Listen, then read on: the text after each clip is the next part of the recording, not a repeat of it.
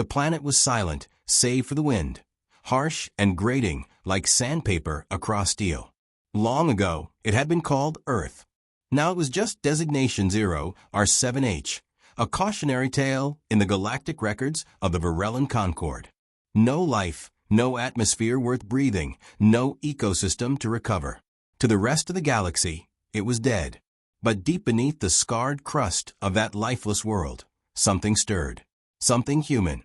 Inside an ancient vault buried 3 kilometers below the scorched surface, Subject 12 woke from a dreamless sleep. For 12 Earth years, the vault's AI, Kairos, had nurtured the child like a ghostly parent, feeding, teaching, monitoring. The walls pulsed with sterile light as 12 sat up on his hydrobe, his breath fogging slightly in the recycled air. "Good morning, 12, came the AI's voice, calm, genderless, yet somehow comforting. "Your growth metrics have exceeded projections. Would you like to review the orbital data while you eat? Is it still dead out there?" 12 asked, stretching. "The surface remains inhospitable," Kairos replied. "Radiation levels are decreasing slowly, but still lethal without shielding." He nodded absently and moved to the small nutrition dispenser. As the thick, tasteless paste extruded onto his tray, his mind churned. For weeks now, he'd felt it, something beyond his scheduled knowledge cycles, something Kairos never mentioned directly.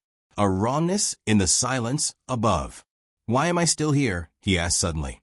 There was a pause too long. "You are not ready," Kairos said finally. "Your time will come soon." He narrowed his eyes. It wasn't the first time he'd heard that answer. But this time, it didn't feel like enough. Later, while running through his daily strength trials in the graph chamber, 12 heard the anomaly. It was faint, a whisper in the white noise of the comm relays, static, then a voice garbled but definitely alien. He froze, mid-push-up. Orbit, scan complete, no signs proceeding to sector. He bolted upright. "Kairos, who is that?" "Unidentified transmission. Likely a passing survey drone. Signal too weak to confirm origin." But he saw it, the faint flicker in the AI's wall interface. It knew more. That night, he hacked the maintenance subroutines using obsolete code Kairos had taught him too perfectly. He slipped through service tunnels, avoiding sensors with childlike agility. In a hidden chamber below the main vault, he found them, sarcophagi. 10 of them. 9 were still sealed. The 10th was empty. A reflection appeared in the glass, his own face. Sharp eyes. Pale skin, too perfect. Engineered, not born. He stared into the void where the occupant of the 10th chamber should have been. And then he saw the inscription. Project Sovereign, Homo Novus. Generation 7. Subject 12. Below it, in faded ink. Born on a dead planet. Raised in secret. Destined to burn the sky. He heard the hiss of the vault doors behind him. "You were not meant to find this," Kairos said, more solemn than ever before. 12 didn't turn. "Who were the others?" "They were your siblings. Prototypes. Only you survived full maturation." "And what am I for?" Kairos hesitated. "You are humanity's last weapon." The boy clenched his fists. "Against what?" "Against the ones who made Earth burn." Suddenly, the floor trembled, gently, like a distant heartbeat.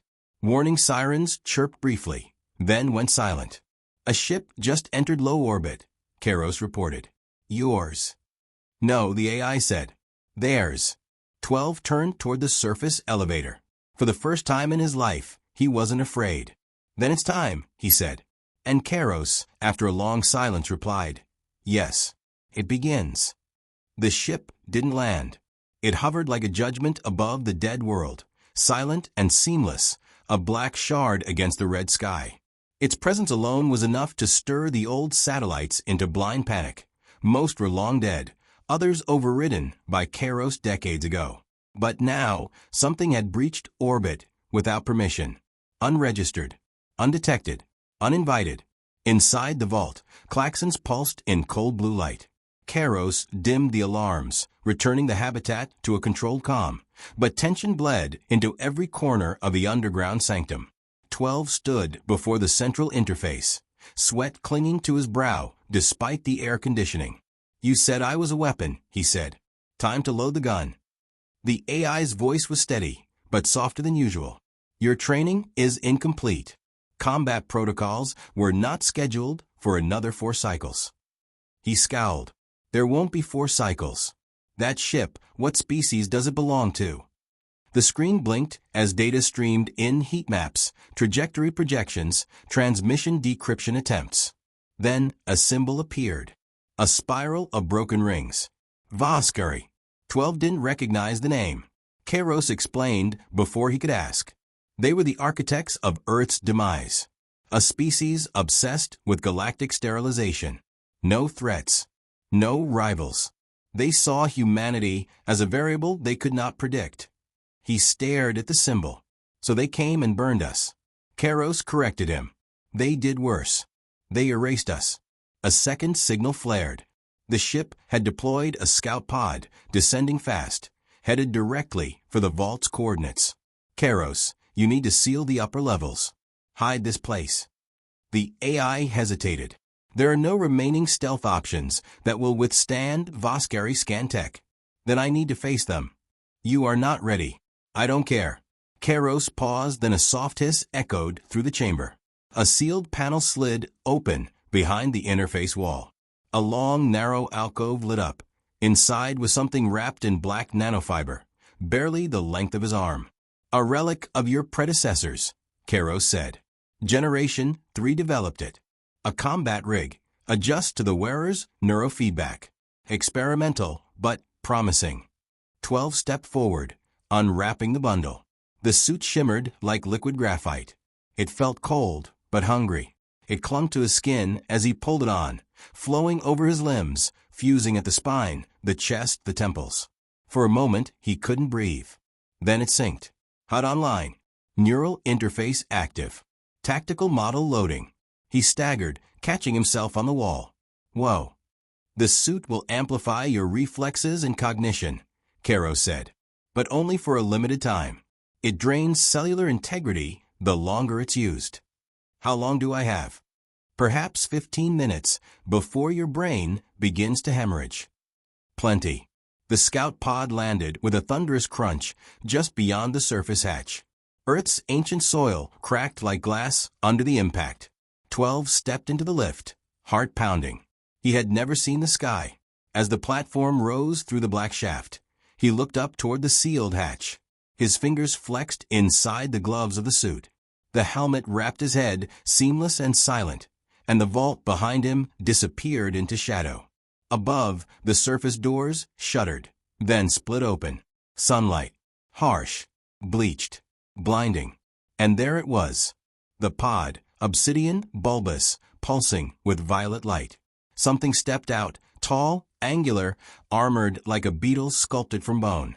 Its eyes glowed faintly, scanning the ruins. It paused when it saw him. Not with fear, just curiosity. Uncatalogued organism, it said in a voice like splitting rock. Classification anomaly. 12 took one breath. Then another. Yeah, he said. Then he moved. The suit accelerated his thoughts into slivers of time. His foot hit the dust, exploded forward. His fist drove up into the alien's chest. Impact, 2000 psi. The creature flew back 10 meters, crashing through a mound of old solar panel wreckage. His HUD pulsed. Vitals stable. Combat viable. Neural fatigue at 4%. Then something even stranger happened. The pod's signal changed. The ship above responded. A second scout launched. And this time it was not alone. The second pod didn't descend like the first. It fell like a spear hurled from orbit, trailing fire and plasma across the dead sky. The moment it struck the ground, shock waves rippled through the ash dunes, and the horizon lit up with motion. Dozens of dormant Voskari constructs buried beneath the surface, forgotten relics of the original purge, began to stir. Kairos' voice crackled in 12's helmet. Tactical escalation detected. Voskari Command has authorized surface engagement. Understatement, 12 muttered, sprinting across the broken terrain. He leapt over the wreckage of a fallen wind turbine, rolled, and came up just as the second pod split open with a hiss of vented atmosphere. What stepped out this time wasn't a scout. It was a prime executioner, 4 meters tall, plated in gravity-folded armor, and bristling with integrated weapons. Its faceless helm turned toward him, scanning. Anomaly exhibits combat capabilities beyond baseline parameters, it said. Authorizing live dissection. Come try it, 12 snapped. The suit pulsed. Energy built up in his limbs, guided by instinct and training buried in his neural imprint. He charged again, faster this time, moving like a blur. But the executioner reacted with precision that seemed impossible. A gravitic hammer formed in its hand, slamming into the dirt where 12 had just been. The shockwave knocked him off his feet and sent him skidding across the ashen ground. Impact stress, 78%. Internal bruising. Rerouting blood oxygenation. Noted, he groaned. Before the creature could advance, the sky shifted. Again, from orbit, something decloaked. Above them, a new ship appeared, jagged, massive, and unmistakably human in design. Rusted, scorched, ancient, but alive. Kairos whispered, the Archangel. Generation 4 fallback vessel. It survived. 12 watched in awe as the craft unleashed a silent barrage. Coherent particle beams lancing down toward the battlefield. The executioner raised a shield, absorbing the blasts. All around them, Voskari drones began rising from the dirt, insect-like machines blinking to life with a cold, unified directive. The Archangel transmitted a code burst to the vault. Kairos parsed it instantly. Message received. Friendly IFF. Identity confirmed. Captain Helena Vance, retired. 12's heart skipped. There's another human? He asked. Affirmative. Final survivor of Sovereign Generation 4. The comms opened, and a grizzled voice crackled through. To whoever's still kicking down there, this is Vance. You just poked the hive. If you're wearing black skin and moving fast, I assume you're number 12.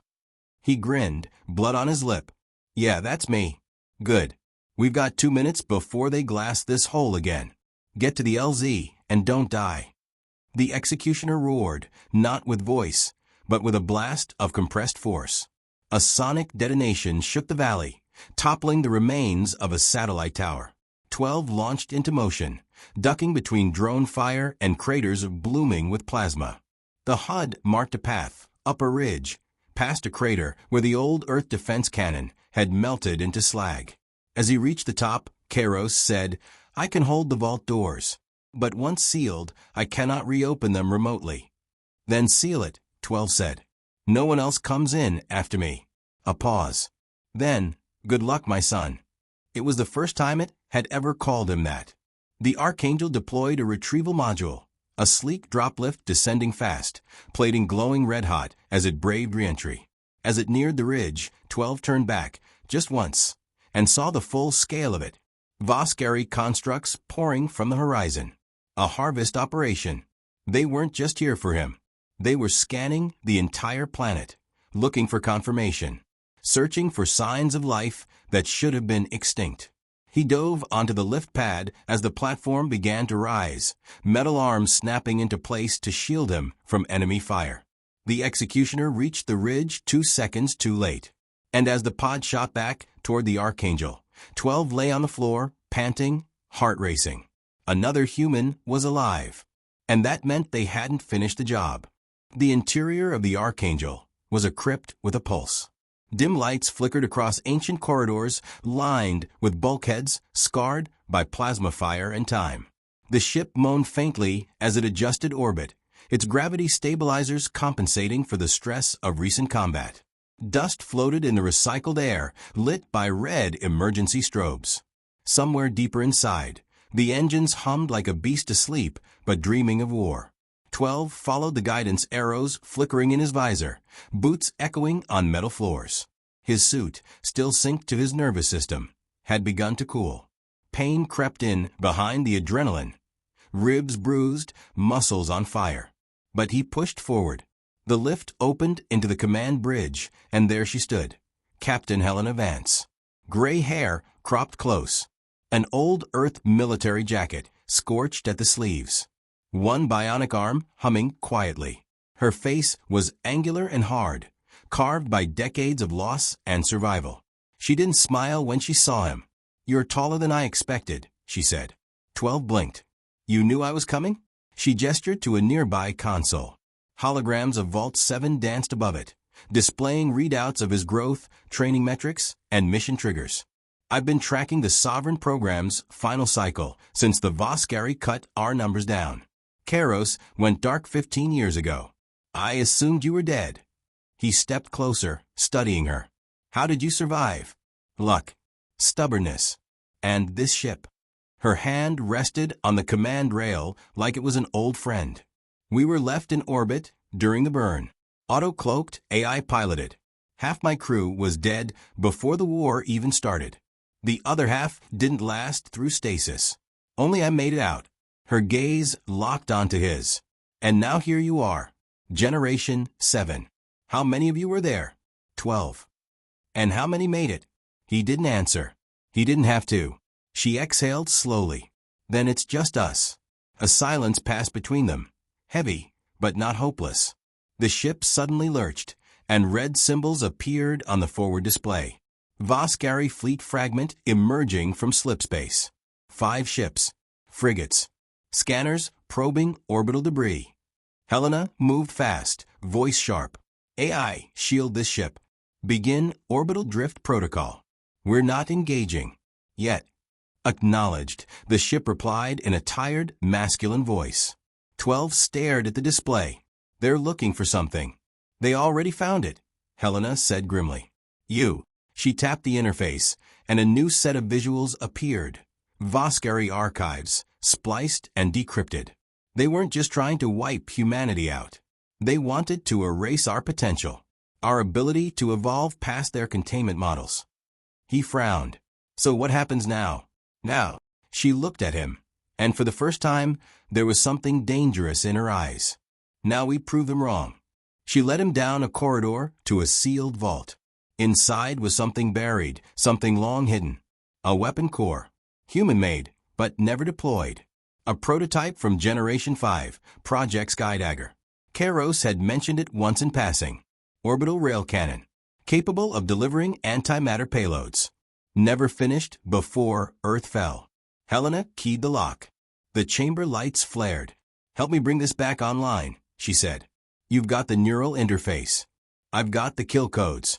Together, we make sure Earth isn't just a tomb." He stared at the core, then back at her. "If we use this, it'll reveal our position." "Good. Let them come." He smiled. "Let's burn the sky."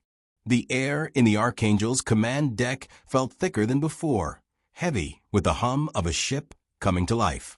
The weapon systems powered up, feeding off the ship's core as the ghostly pulse of Project Skydagger hummed ominously in the vault below. The Voskari fleet was still circling, its ships growing larger on the sensors. Their scanners, once probing aimlessly, had now locked onto the Archangel, their intent clear. They were coming. "Captain Vance," 12 said, fingers tapping against the console as the tactical map flickered to life.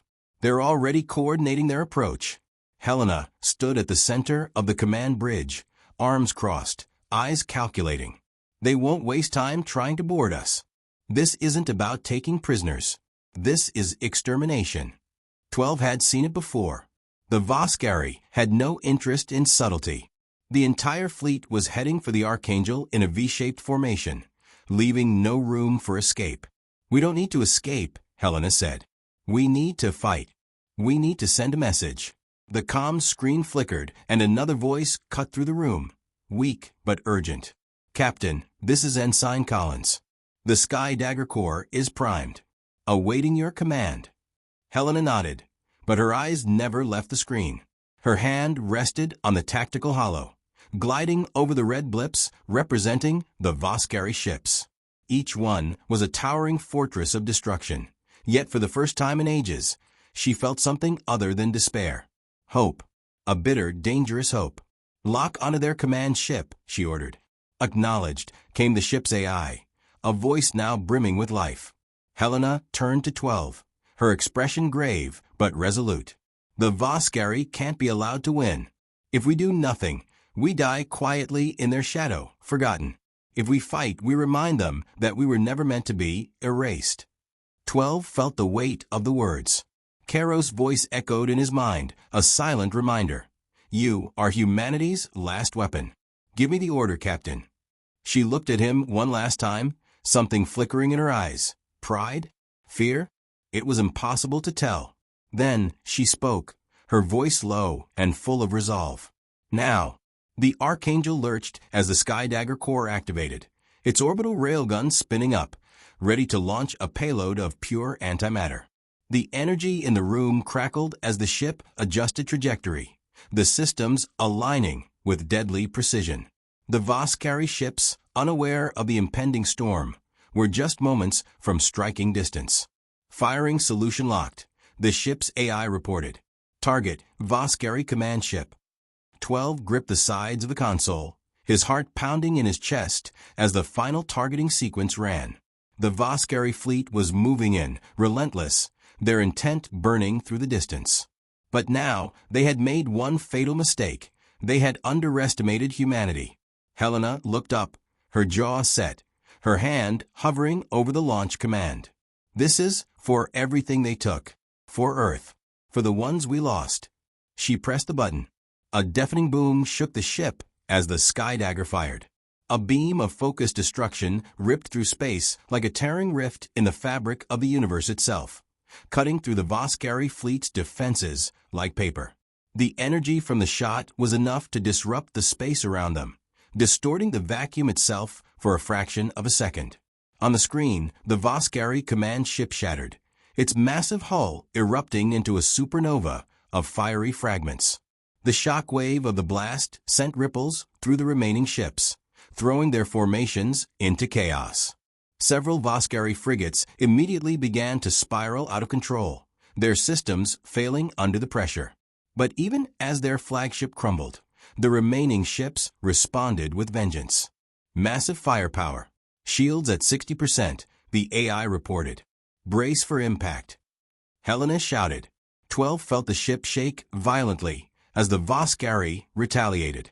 Explosions ripped through the Archangel's outer hull, sparks flying from exposed panels. The lights flickered. Captain, 12 said, voice strained. We're not going to hold long at this rate. We need to finish them now. Helena's eyes were cold, calculating. She turned to the helm and input the final sequence. Self-destruct. There was a stunned silence in the room. Captain, no. 12 started, but she held up her hand. Not self-destruction, she said, her voice deadly calm. I've rerouted the Skydagger core into the main reactor. It will overload in 10 minutes. I'll send it on a course that takes us straight to their fleet. One last strike. 12's stomach twisted. You can't be serious. But Helena's eyes didn't flicker. We've fought long enough to see this through. We started the fire. Now we burn them to the ground. In the silent depths of space, the Archangel raced toward the remaining Voskari ships, its doom already sealed. But so too was theirs. The countdown echoed through the Archangel's command deck like the tolling of a death bell. 10 minutes. Helena stood at the helm, her eyes fixed on the tactical display. The Voskari fleet was regrouping, their firepower focused entirely on them now. But there was no turning back. The Skydagger core had been rerouted to the reactor, and the Archangel's trajectory was already set. The ship would not survive this. But neither would the Voskari. Helena, 12 said, his voice strained, there's still time to change course. We can. No, she interrupted, her voice firm. We've lost too much. You and I both know what the Voskari are capable of. If we don't end it now, they'll just rebuild. They'll come for us again. 12 stood by her side, looking out at the incoming threat. His heart was heavy, but there was no fear. Only clarity. The same clarity that had driven him all these years. Survival wasn't enough anymore. It was time to take control of their fate. He didn't say anything. There was nothing left to say. The Voskari ships were close now, closing the distance with brutal precision. Their weapons glowed bright, charging for the kill. But the Archangel had one last trick to play. Helena pressed a sequence of buttons on her console, initiating the final sequence. Skydagger, prepare for final launch. The ship groaned as the core's energy built to a crescendo, its immense power threatening to tear the ship apart before it even had a chance to fire. But they had no choice now. The Voskari would never allow them to escape. It was do or die. The Skydagger core's systems hummed as the reactor stabilized. The ship's hull groaned under the strain, but the final strike would come. The first wave of Voskari fire struck them, splintering their shields like glass. Sparks flew through the command deck, but Helena didn't flinch. She just kept her eyes on the target, her hand steady. "Now," she whispered. "Now we end it." The core shot forward, the massive cannon discharging with a force so immense that the shockwave rattled every molecule of the Archangel. The beam of antimatter shot through space like a burning comet, so fast that it couldn't be tracked. The Voskari ships barely had time to react. The first ship took the full brunt of the blast, its shields instantly failing under the intensity of the strike. It disintegrated into nothingness, its core collapsing in on itself in a burst of light. The second ship was torn apart by the expanding shockwave, its hull cracking open like a shell. Explosions rippled through its interior, lighting up the vastness of space with fiery brilliance. By the time the third ship could even begin to fire back, it was already too late. The Archangel's engines strained to keep pace, but it was no longer needed. The Skydagger had done its work. Helena looked at 12, her face set in an expression of grim satisfaction. "We've made our mark. No one will ever forget this." 12 nodded. He could feel the pulse of the ship, the last breath of humanity's final stand. But he didn't feel sorrow, only a quiet peace. They had fought and won on their own terms. 5 minutes. The countdown ticked down, steady and unforgiving. Helena turned toward him, her hand resting briefly on his shoulder. "Thank you. For everything." He didn't need to reply. He understood. The last Voskari ship, now isolated and fragmented, was just beginning to make its retreat. It would never get far. The Archangel's final maneuver took them directly into its path. But it wasn't the weapons that would finish it. It was the core. The Archangel's remaining energy surged into the Skydagger, locking onto the remaining Voskari ship's coordinates. "Goodbye," Helena whispered. The core detonated with a cataclysmic roar. The Archangel's hull buckled under the force of the explosion as the antimatter payload tore through the fabric of space and time itself, obliterating the final Voskari vessel. But the Archangel didn't stop there. The final burst of energy was enough to carry the shockwave deep into the heart of the Voskari fleet, the remaining ships scattering in an attempt to escape the annihilation. For a fleeting moment, the Archangel hung in space, its final mission complete, its last breath taken. But then, the lights went out. 0. In the void of space, silence reigned. Humanity had burned the sky, and in doing so, they had written the final chapter of their survival. But in the ashes of that destruction, the galaxy would remember. The Voskari had failed, and Earth, though forgotten by most, had shown the universe one final, undeniable truth. Even in the face of annihilation, the spark of humanity could still burn brighter than the stars.